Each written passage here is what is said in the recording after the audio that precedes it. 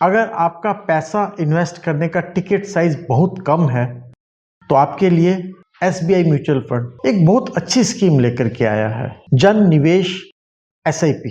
कम से कम पैसा 250 रुपये इन्वेस्ट करके आप अपनी सिप शुरू कर सकते हैं। हर महीने 250 रुपये इन्वेस्ट करके आप अपनी एक सिस्टमेटिक इन्वेस्टमेंट प्लानिंग कर सकते हैं।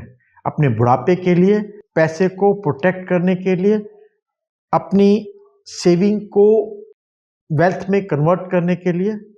ये जन निवेश SIP है क्या? दोस्तों, अभी तक जितनी भी सिस्टमेटिक इन्वेस्टमेंट प्लान्स होते थे वो 500 रुपये, 1000 रुपये के होते थे और एक गरीब आदमी वो कम से कम पैसा लगाना चाहता था। ज़्यादातर बैंक्स में SIPs हैं, बट SBI म्यूचुअल फंड के अंदर 500 रुपये से कम की पहले की कोई भी SIP नहीं थी। अब जो इन्होंने SIP शुरू किया है वो केवल 250 रुपये की है। अब इस 250 रुपये में होता क्या है दोस्तों? ये जो आपकी 250 रुपये की SIP है ये SBI के बैलेंस एडवांटेज फंड में पैसा लगाएगी। बैलेंस एडवांटेज फंड वो फंड होते हैं जिसमें आपका पैसा इक्विटी में भी लगता है और फिक्स्ड इनकम में भी लगता है, ताकि आप मार्केट की वोलेटिलिटी से कम प्रभावित हो।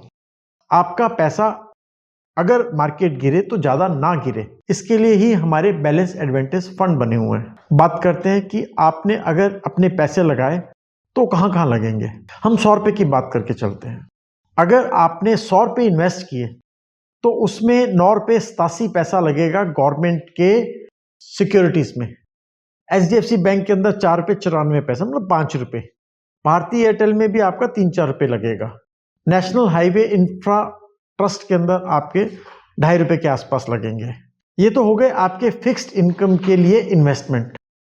आपका इक्विटी का जो पैसा लगेगा 28-29 रुपये के करीब लगेगा फाइनेंशियल सर्विसेज में, मतलब बैंकों के अंदर, NBFCs के अंदर या उन कंपनियों में जो मनी मार्केट में इन्वेस्ट करती हैं।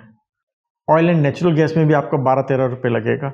सॉवरेन कंपनीज के अंदर आपका पैसा लगेगा 10 रुपये 77 पैसे के आसपास, और IT कंपनी में आपका पैसा लगेगा 7 रुपये, और पावर कंपनी में 6 रुपये 15 पैसे के आसपास। अब आप ये सोचिए, आपने 100 रुपये इन्वेस्ट करके अपने पैसे को कितना डाइवर्सिफाई कर लिया। FD में भी, और एक FD नहीं, 4-5 तरह की FD में पैसा लग गया। आपका कम से कम 25-30 कंपनीज में पैसा लग गया, और जो आपका रिटर्न होगा वो मार्केट की वोलेटिलिटी से काफ़ी ज़्यादा प्रोटेक्टेड रिटर्न रहेगा।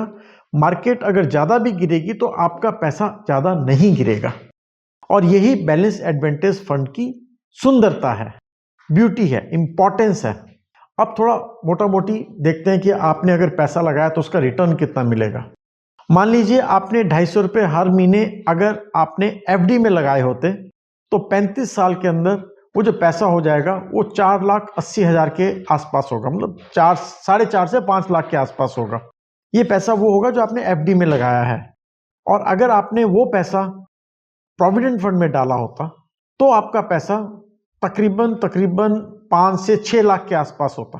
पर अगर आपने ये पैसा बैलेंस एडवांटेज फंड में SBI के म्यूचुअल फंड की 250 रुपये की सिप में डाला होता, जन निवेश सिप में डाला होता, तो ये पैसा आपको 13 से 14 लाख के आसपास होता।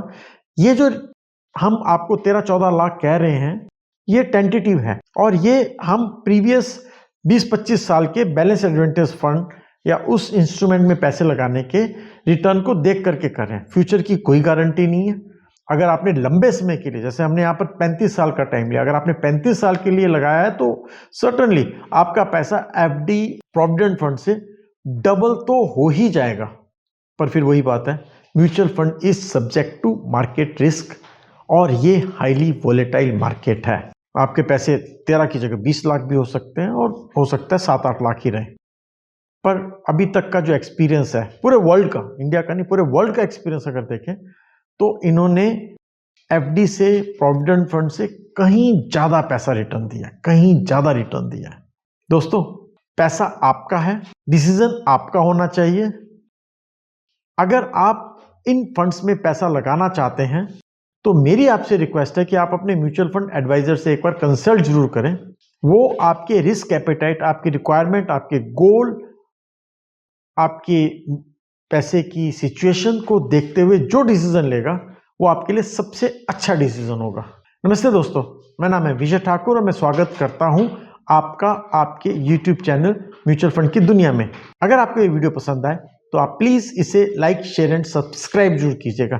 जय हिंद।